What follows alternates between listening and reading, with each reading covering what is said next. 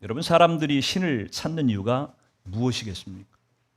사람들이 신을 찾아 종교에 귀의하는 이유를 만약 따진다고 한다면 잘 되고 싶고 성공하고 싶고 행복하고 싶어서 그럴 것이다, 그렇게 생각할 수 있을지 모르겠지만 사실 맞는 얘기인 것 같으면서도 실제로는 다른 이유가 그 밑바탕에 깔려 있음을 보게 됩니다. 사람이 잘 되고 싶고 성공하고 싶고 행복하고 싶은데 내가 원하는 것들이 내 마음대로 이루어지지 않아서 신의 도움을 받고자 종교를 찾는 것이라고 볼 수가 있어요. 만약 자기가 원하는 대로 자기가 그렇게 살아낼 수 있다고 한다면 사람들은 신을 찾지 않았을 것입니다. 그런데 사람들이 신을 찾는 이유가 있다면 그것이 내 마음대로 안 되니까, 내가 원하는 것을 내가 얻을 수가 없으니까 전능하신 누군가의 힘을 의지하고자 한다고 하는 것입니다. 하여튼 세상에 있는 모든 다른 종교들의 공통점을 본다고 한다면 다 똑같아요. 연약한 인간의 힘으로 이룰 수 없는 그것을 얻고자 하는 그런 기대감 때문에 종교를 찾는다고 하는 것입니다. 세상 종교는 그렇다 치고 우리가 섬기는 기독교, 우리가 섬기는 하나님, 우리 기독교는, 기독교인들은 과연 어떤 종교관을 가지고 있을까를 한번 생각을 해봅니다. 어쩌면 요즘 저와 여러분의 현대 그리스도인들의 삶을 가만히 들여다보면 우리도 세상 종교인들과 별 다를 바 없는 그런 종교관을 갖고 신앙생활을 하고 있지 않나, 그런 생각을 해보게 되는 거예요. 마치 하나님을 램프의 요정 지니처럼 생각하는 겁니다. 램프를 문지르면 램프의 주인이 나오게 되고, 그래서 내가 원하는 소원을 말하기만 하면 원하는 대로 다 이루어지는 것 같아요. 여러분, 하나님을 섬기면서도 우리는 그런 생각을 할지 몰라요. 내가 믿음을 가지고 하나님이 원하시는 대로 내가 살아만 드리면은 하나님이 내 꿈도 이루어주고 나의 문제도 해결해 주시고, 여러분, 이런 신앙을 갖고 있는 사람들의 결정적인 문제가 무엇일까요? 내가 수고하고 헌신한 것에 대한 상응하는 대가가 주어지지 않으면 하나님을 향해서 시험에 들게 되고 하나님을 비난하기도 하고 때로는 하나님을 떠나가기도 하겠다고 하는 것이 그런 신앙을 가진 사람들의 한계라고 하는 것입니다. 세상 종교를 갖고 있는 사람들하고 우리 그리스도인들하고 별로 차이가 없다고 하는 것을 볼 수가 있는 것이에요. 그렇다면 성경은 우리에게 과연 뭐라고 말씀을 하시는가? 성경은 과연 우리에게 어떤 것이 형통이라 말하고 어떻게 사는 것이 하나님의 뜻대로 잘 사는 삶인가? 성경은 뭐라고 말씀하시는가를 우리는 좀 들어볼 필요가 있는 거예요. 성경은요, 어디에도 우리가 하나님을 잘 믿으면 고통 없이 편안한 삶을 살게 될 것이라고 약속해 주지 않고 있다고 하는 사실입니다. 타락한 세상에 살고 있는 사람들은요, 고난이라고 하는 것을 피해갈 수가 없어요. 고난 없는 삶을 우리는 늘 꿈꾸고 기대하지만 어쩌면 그리스도인들이 늘 고난 없는 삶을 하나님께 달라고 기도하고 있는지 모르겠지만 죄악된 타락한 이 세상에서 살면서 우리가 고난을 피해 다니면서 살 수 있는 방법은 결코 없다고 하는 것입니다. 그래서 구약 성경에서는요, 의인들이 고난받는다고 하는 것을 수없는 사례들을 통해서 성경에서 기록해 주고 있는 거예요. 오늘 본문도 그런 맥락에서 이해될 수가 있습니다. 요셉의 고난을 통해서 하나님이 구원 계획을 어떻게 이루어 나가시는지를 살펴보고, 고난이 많은 인생을 살아가고 있는 저와 여러분들이 그 고난을 맞이했을 때 어떻게 대처해야 될 것인가를 오늘 성경이 우리에게 요셉을 통해서 가르쳐 주고 있다고 하는 거예요. 우리가 먼저 생각해야 될 것이 있다고 한다면 하나님은 저와 여러분의 인생 가운데 계획을 가지고 준비하시는 하나님이라고 하는 것을 보여준다고 하는 겁니다. 하나님이 아무 생각 없이 아무렇게나 저와 여러분의 인생 가운데 고난을 가져다 주시는 분이 아니라고 하는 거예요. 우리는 재수가 없어서 우연히 어쩌다 보니까 내 인생 가운데 이런 고난이 갑자기 들이닥쳤다고 생각할지 모르겠지만 하나님이 계획 없이 아무 생각 없이 저와 여러분의 인생 가운데 고난을 가져다 주시는 분이 아니라고 하는 거예요. 하나님이 아브라함을 불러서 축복을 하실 때 창세기 12장에 등장을 하죠. 15장에도 등장을 하고, 하나님이 아브라함을 불러서 축복을 하실 때요, 아브라함에게 축복만 주시겠다고 얘기한 적이 없어요.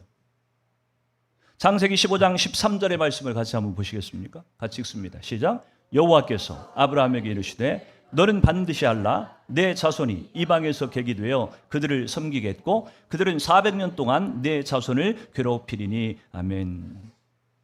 하늘을 우러러 뭇별을 셀 수 있나 봐라. 바닷가의 모래를 한번 봐라. 네가 과연 셀 수 있느냐? 내가 네 후손을 이렇게 창대하게 그렇게 크게 만들겠다고 하나님이 축복을 약속하시면서 동시에 아브라함에게 주셨던 이 약속이 뭐냐면은 네 후손들이 반드시 이방에 객이 되어서, 객이 된다고 하는 것은 그냥 단순히 나그네를 얘기하고 있는 게 아니에요.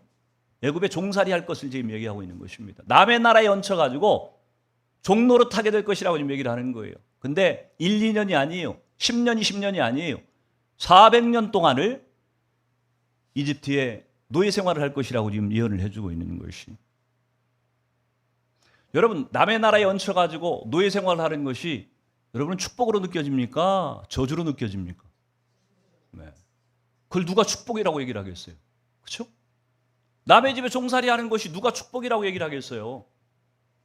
근데 하나님께서 지금 이 아브라함에게 네 후손을 이렇게 축복하겠다고 약속하신 다음에 같이 이 약속을 지금 주시는 거예요. 네 후손들이 노예가 되어가지고 400년 동안 종살이 할 것이다. 이 약속은 이루어집니까? 안 이루어집니까? 정확하게 이루어져요. 정확하게 이스라엘 백성들이 400년 동안 애굽에서 노예 생활을 했다고 하는 얘기입니다. 아브라함을 통해서 온 세상을 축복하실 것을 약속하시지만 그 가운데, 그의 인생 가운데, 그의 후손들의 인생 가운데 고난이라고 하는 것이 반드시 포함되어 있다고 하는 것을 하나님 지금 말씀하고 계시는 거예요. 오늘 요셉의 인생도 마찬가지라고 하는 것입니다. 요셉은 아버지 야곱이 특별히 예뻐했던 그런 아들이, 그렇죠? 예뻐한 정도가 아니라 너무 지나치게 편애를 했어요. 그래서 다른 아들들에게는 입히지 않았던 채색 옷을 지어가지고 이 요셉에게만 입혔다고 하는 것입니다. 아버지의 편애, 그냥 마음으로만 편애를 한 것이 아니라 눈에 띄도록, 그래서 다른 형제들, 다른 아들들이 보고 시기심이 생길 수밖에 없도록 그렇게 편애를 했던, 그렇게 편애를 받았던 사람이 지금 요셉이라고 하는 것입니다. 여러분, 이 요셉의 인생 가운데 형들로 말미암은 이 시기심, 결국은 그것 때문에 어려운 일들을 지금 겪게 되는데, 여러분, 이 편애가 있고 그래서 그 편애 때문에 채색 옷을 지어 입히고, 이건 사실 요셉의 실수죠. 야곱의 실수예요. 야곱의 아버지의 실수예요. 자녀들을 골고루 사랑하지 않고 누구 하나만 특별히 이뻐가지고 얘한테만 사랑을 쏟아붓는 것. 여러분, 결국 이것은 죄의 결과물입니다. 요셉이 아무리 고난 없는 삶을 살고 싶어도 죄인된 그의 아버지, 죄성을 가지고 있는 자기에게서 이 고난이라고 하는 것을 피해갈 수 없게 만드는 원인이라고 하는 걸 보여주는 거예요.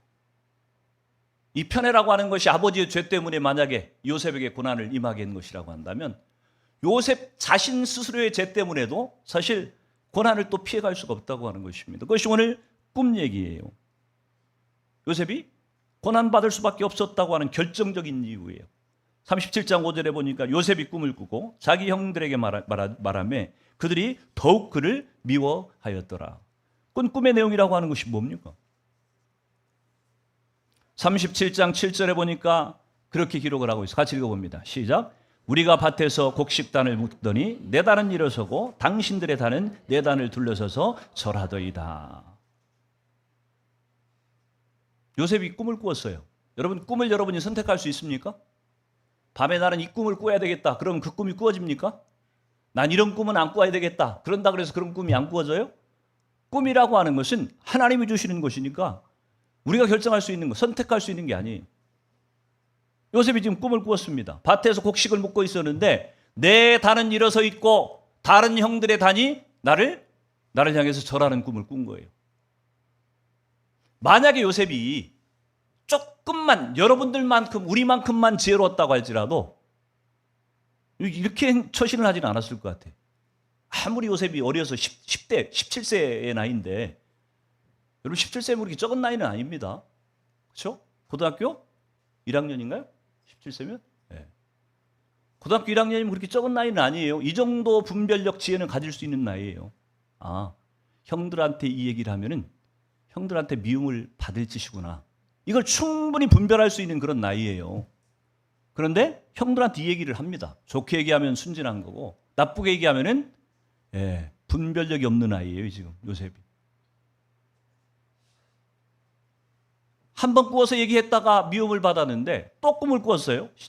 구절을 같이 읽습니다. 시작. 요셉이 다시 꿈을 꾸고 그의 형들에게 말하여 이르되 내가 또 꿈을 꾼즉 해와 달과 11별이 내게 절하더이다.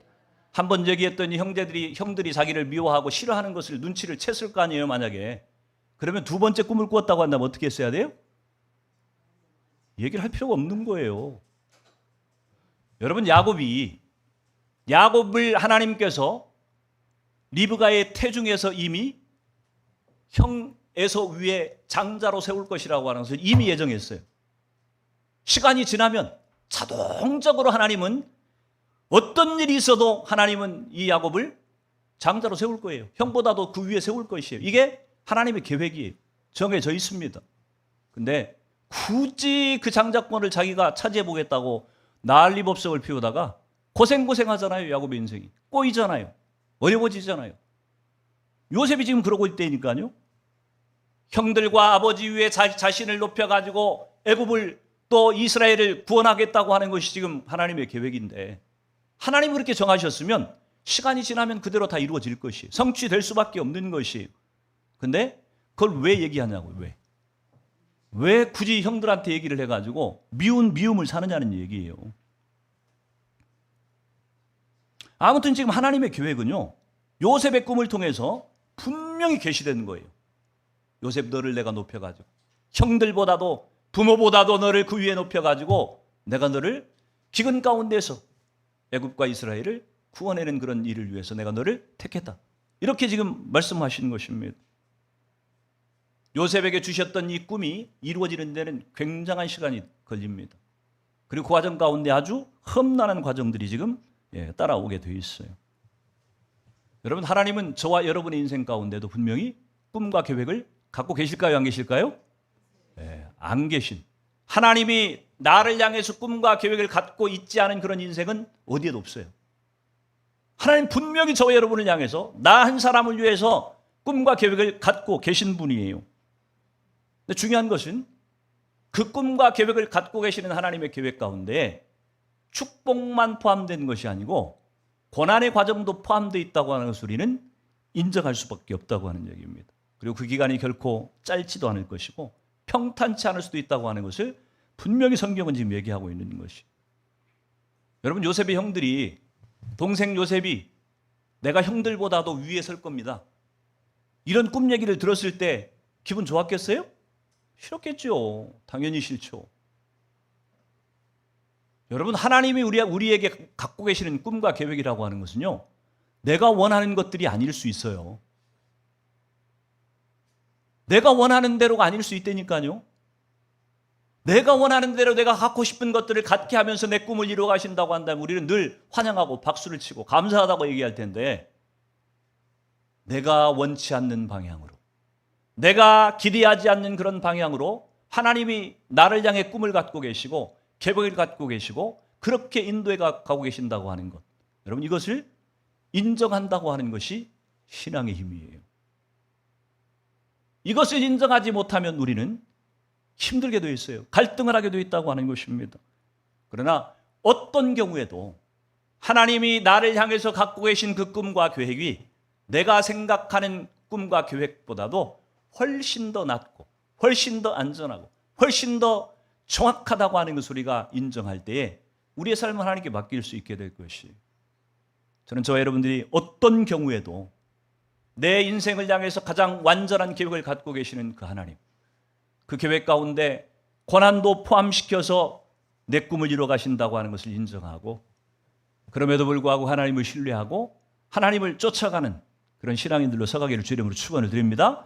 또 한 가지 우리가 생각해야 될 것이 있다고 한다면, 하나님은 당신의 우리를 향한 계획 가운데 고난도 포함시켜서 계획을 하시지만, 그러나 우리를 향해서 갖고 계신 그 하나님의 꿈과 계획을 반드시 준비의 과정들을 통해서 우리를 성공하게 하시고 승리하게 하시는 것으로 인도하신다고 하는 사실입니다. 그럼 어떤 분야든 마찬가지예요. 성공한 사람들의 공통점을 보면요, 그냥 성공한 게 없습니다. 축구 잘하는 사람들 한번 보세요. 뭐 손흥민, 야구 잘하는 뭐 이정우, 이 사람들이 괜히 그렇게 성공하는 자리에 갈 것 같아요? 물론 재능이 있어요. 다른 사람들보다 탁월한 재능이 있는 것 사실입니다. 근데 재능만 가지고 될까요? 그럼 재능이 있으면 다 그렇게 성공할 것 같아요? 축구 선수 가운데도요, 우리가 기억할 만한 사람들이 있습니다. 재능이 진짜 탁월한 선수들이에요. 근데 성공하지 못합니다. 그냥 중간에 못다 핀 꽃 한 송이로 끝난 경우들이 많이 있어요. 진짜 탁월한 재능을 분명히 갖고 있는데 차이가 뭘까요? 손흥민 선수가 지금의 손흥민 선수가 된 것이 그냥 된 것 같아요? 아니요. 꽃피 땀 흘려서 고생하고 준비하는 훈련의 과정들이 그 밑바탕에 반드시 있는 거예요. 나이가 젊으신 분들은 잘 모를지 모르겠지만 나이가 좀 드신 분들은 발레리나 강수진 씨에 대해서 들어보셨을 것입니다. 몇 년 전에 강수진 씨의 이 발레리나의 발을 사진으로 이렇게 TV에 한번 나와가지고 굉장히 쇼킹한 그런 사건들이 있었습니다. 한번 사진 한번 띄워줘 볼래요? 보이십니까? 강수진 씨가 나이가 뭐 꽤 들었어요. 67년생이더라고요, 보니까. 나이가 꽤 되시죠? 굉장히 우아한 발레리나입니다. 얼굴도 예쁘장하게 생기셔가지고. 근데 그 발레리나 강수진 씨의 발이에요, 저게. 여러분 발보다 이뻐요? 험해요? 여러분이 아무리 고생을 하고 살았어도 아마 저 정도 발을 갖고 있는 분은 없을 거예요. 예전에 저희 아버지가 살아계실 때 시골에서 맨날 일하시던 손이잖아요. 손톱이 없어요, 닳아져가지고. 왜 손톱이 그렇게 닳아진 줄 아세요? 논을 매요. 논을 맬 때 그 당시에 뭐 장갑이나 끼고 합니까? 맨손으로 이 논을 흙바닥을 계속 평생 동안 긁어대면서 농사를 지으니까 이게 다 닳아져가지고 없다니까요.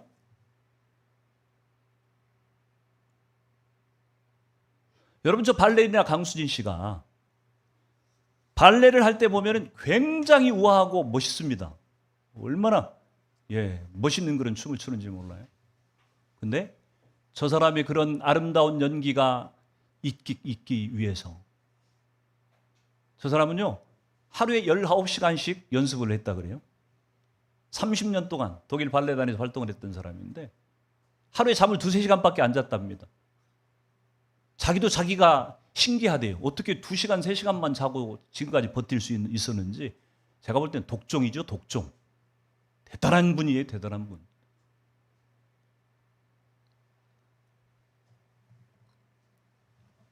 발레 할 때 신는 그 토슈즈라고 하는 덧신 같은 게 있죠. 보통 발레리나들이 2-3주 동안에 한 4개 정도를 사용한답니다. 그러니까 닳아져가지고 못 신는 게 한 4개 정도 된대요. 2-3주 동안에. 근데 강수진 씨는 하루에 4개를 썼답니다. 그러니까 독일 발레단에서 너는 좀 토슈즈 좀 아껴 쓰라고 그렇게 난리를 칠 만큼 지독한 연습벌레 했다고 하는 얘기입니다. 여러분이 한 사람이 정말 우아하고 아름다운 성공한 세계적인 대한민국에서 발레 하면은 가장 먼저 손꼽는 가장 성공했던 사람 강수진 씨.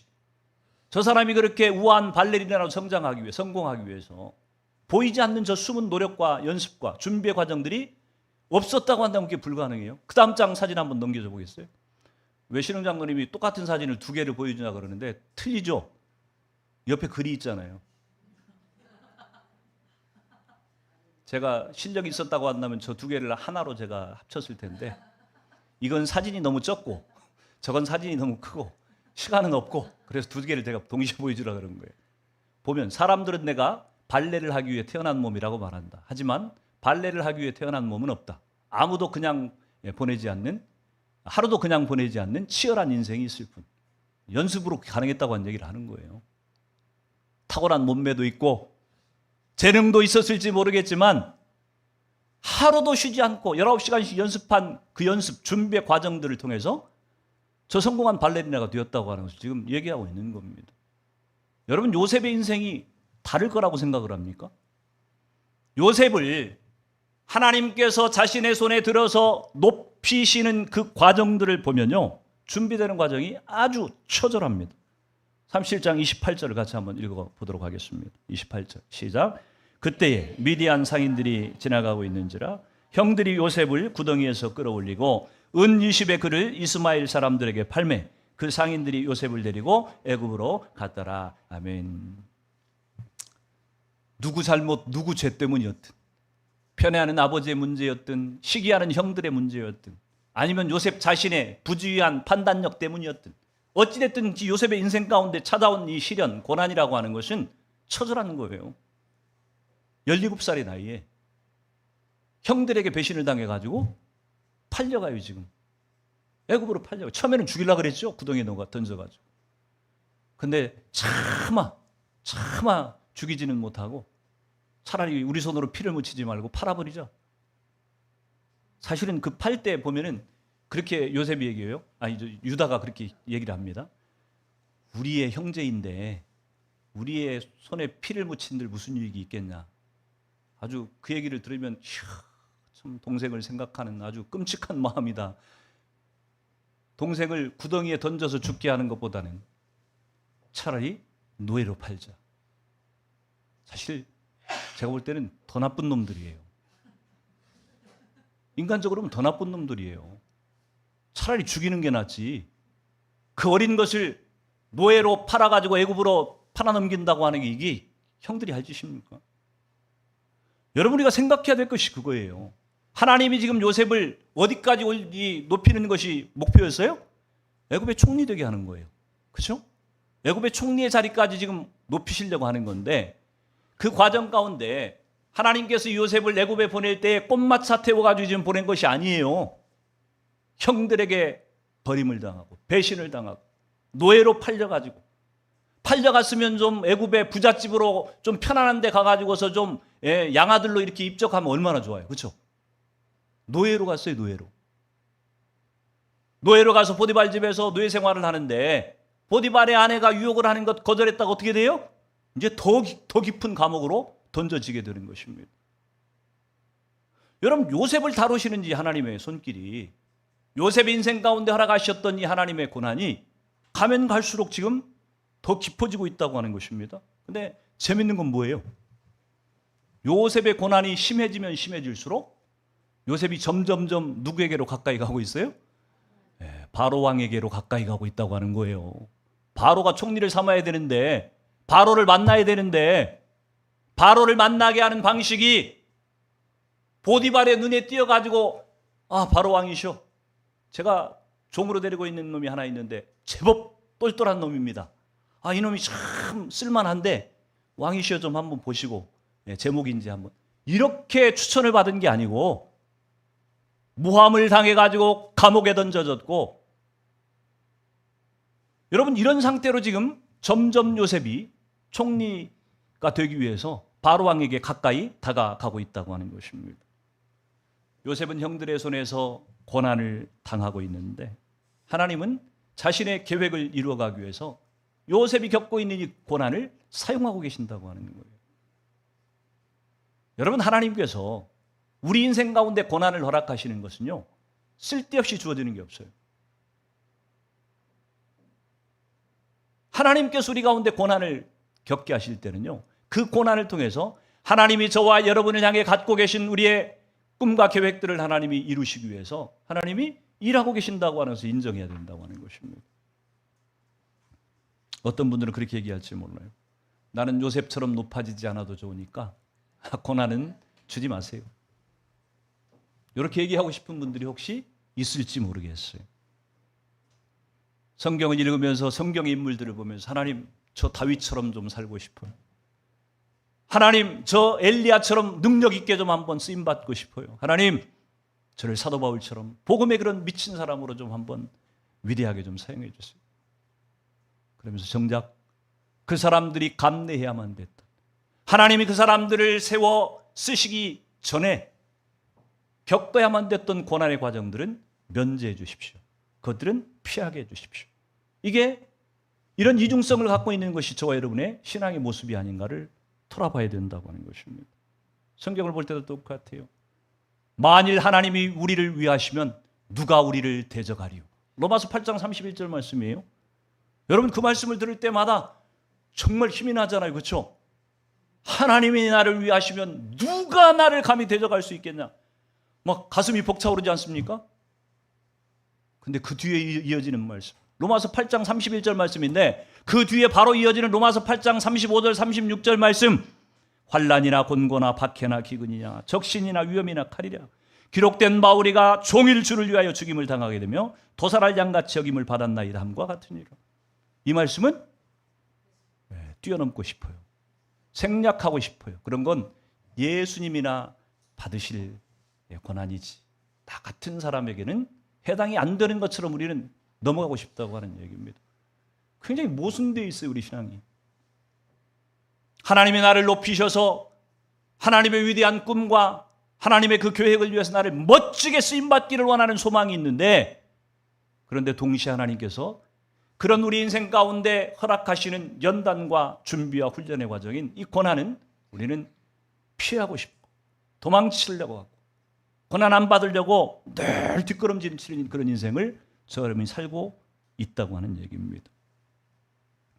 그러나 여러분 분명히 기억하십시오. 하나님은요, 나쁜 일이 일어나지 않도록 우리를 도와주시는 분이 아니에요. 목사님 무슨 말씀이에요? 내가 위험한 일을 당할 때 하나님 막아주셔야지 무슨 하나님이 안 막아주신다 그래요? 성경의 표현을 빌면 우리가 도저히 감당할 수 없다고 생각할 때는 하나님께서 막아주세요. 근데 하나님 보시기에 아니야. 너는 이 고난을 디디고 일어서야 돼. 통과해야만 돼. 그래야면 네가 성장할 수 있어. 이렇게 하나님이 생각하시는 고난들은 절대로 막아주시지 않아요. 통과하게 하세요. 겪게 하신다고 하는 얘기입니다. 힘들지만 고통스럽지만 그 고난을 통과하게 하시는 것이 하나님의 방법이에요. 다만 어떤 나쁜 상황 가운데 어떤 최악의 상황 가운데서 하나님이 내 곁을 떠나지 않고 나를 지켜주시고 나와 동행해 주신다고 하는 약속을 하시는 것이지, 하나님이 나에게 어떤 나쁜 일도 다 막아주시겠다고 약속한 적이 없다고 하는 사실입니다.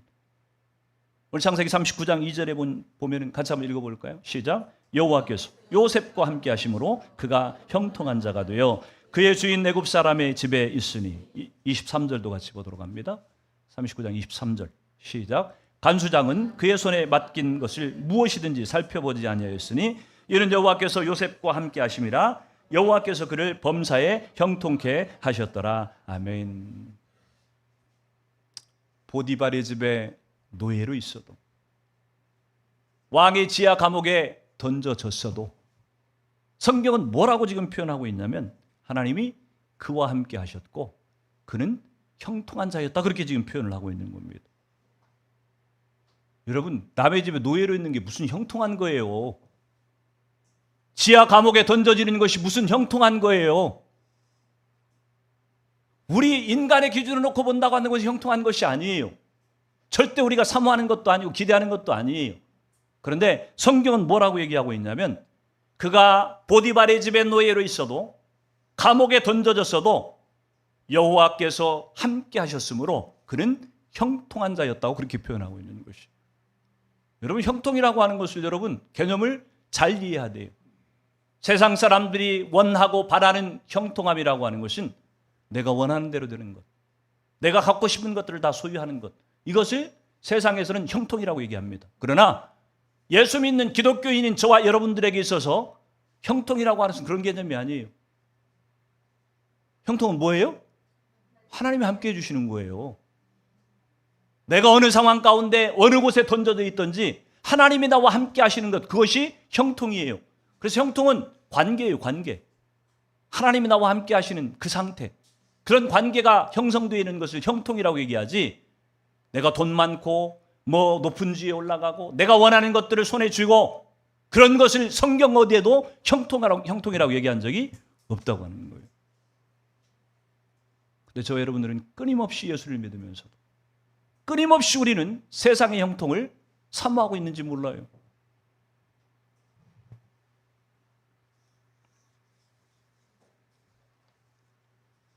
요셉의 삶은요, 장차 오실 예수 그리스도 그분을 예표하는 그런 삶입니다. 요셉의 삶이 그것을 지금 보여주고 있어요. 배신당하고 죄수로 넘겨지고 옷이 벗겨지고 부당한 판결로 사형을 당하게 되고, 요셉의 삶에 일어났던 모든 것들은 장차 오실 예수 그리스도 그분이 당하실 고난을 그대로 지금 보여주고 있어요. 요셉이 고난받고 있을 때에 하나님이 그를 버리신 것처럼 보였어요. 예수님이 십자가를 지실 때도 예수님이 나의 하나님 어찌하여 나를 버리시나이까. 예수님도 하나님으로부터 버려진 것처럼 보여졌어요. 고난이라고 하는 것은 그런 겁니다. 누구에게든 크든 작든 사람들은 고난을 당할 때 하나님이 나를 버리신 것처럼 느껴져요. 고난이 힘들다고 하는 얘기입니다. 고난이 쉬운 사람이 어디가 있겠어요? 다 힘들어요. 다 힘들어요. 하나님이 나를 버리신 것처럼 느껴지고 나 혼자 외톨이가 된 것 같고, 그럼에도 불구하고 요셉의 삶을 통해서 하나님이 계속 보여주는 것이 있다고 한다면 내가 너와 함께하고 있다고 하는 것입니다. 내가 너의 삶 가운데 동행하고 있다고 하는 사실이, 그래서 너는 형통한 자라고 우리에게 계속 말씀을 해주고 있다고 하는 얘기입니다. 그래서 여러분, 과정이라고 하는 것은 고난이 있고 힘들고 어려워도 과정이라고 하는 것은 어쩔 수가 없어요. 왜? 우리는 죄된 세상 가운데서, 타락한 세상 가운데서 죄성을 가지고 살아가고 있기 때문에 우리에게 이 고난이라고 하는 것은 내가 원튼 원치 않든 고난은 피할 수가 없어요. 어려운 일 안 당하고 인생을 살아갈 수 없다고 하는 얘기입니다.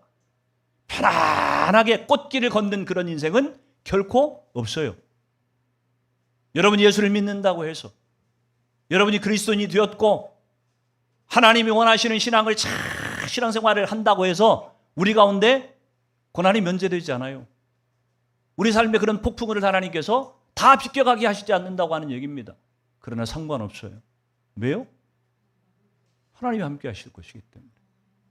아무리 갈릴리 바다에 풍랑이 일고 배가 침몰 좌초 위기에 처해져도 예수님이 내 배에 타고 계시다고 하면 상관없는 거예요. 왜요? 내가 위기의 순간에 딱 처하게 되면 주님께서 바람아 잠잠하라, 파도야 잠잠하라, 주께서 딱 말씀만 하시면 우리는 그 고난을, 그 파도를 능히 극복하고 이길 수 있을 것이기 때문에 우리가 사모해야 될 것은요, 소유가 아니에요. 고난 없는 삶이 아니에요.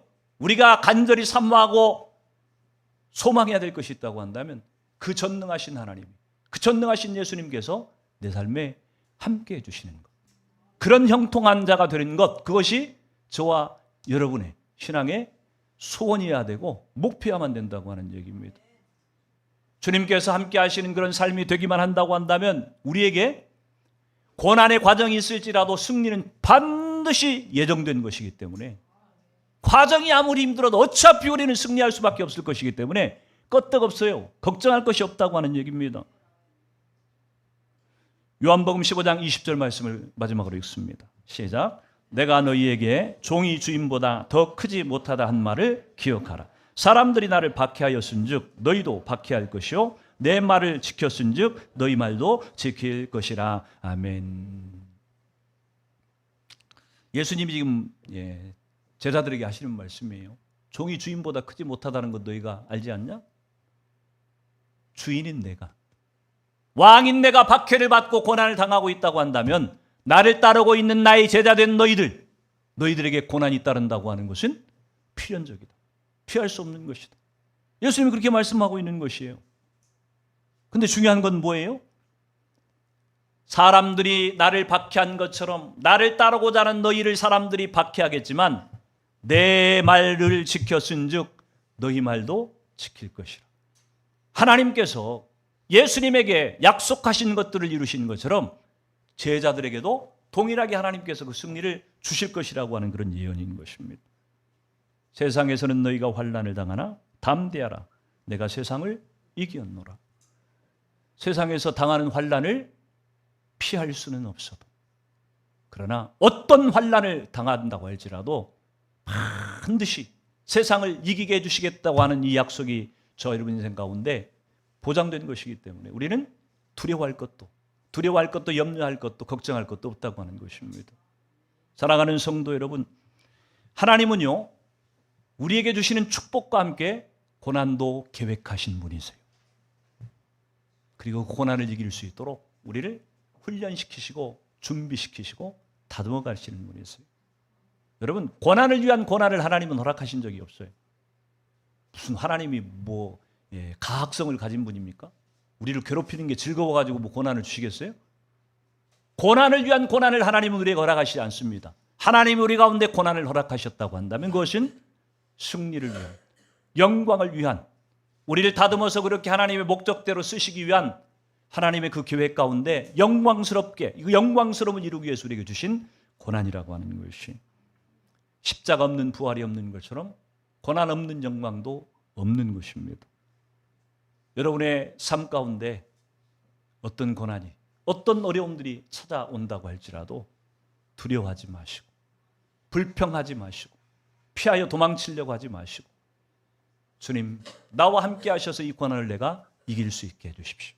이 고난을 통과하면서 하나님이 내 인생을 향해 갖고 계신 그 꿈과 계획들을 성취시켜가는 수단과 과정으로 나를 사용해 주시고, 그래서 그 영광 때문에 하나님 앞에 감사와 찬양을 돌리는 날이 이룰 수 있도록, 최후의 승리를 경험할 수 있도록 하나님 나와 함께 해 주옵소서. 이런 마음을 가지고 여러분이 남은 여생을, 남은 신앙생활을 하나님 앞에 해가신다고 한다면 여러분, 우리는 세상이 감당치 못하는 그런 신앙인으로 서갈 수 있게 될 것이, 그런 믿음이 충만한 그런 신앙이 성숙한 그리스도인으로 하나님 앞에 쓰임받는 저 여러분들에게를 주 이름으로 축원을 드립니다. 같이 기도하도록 하겠습니다.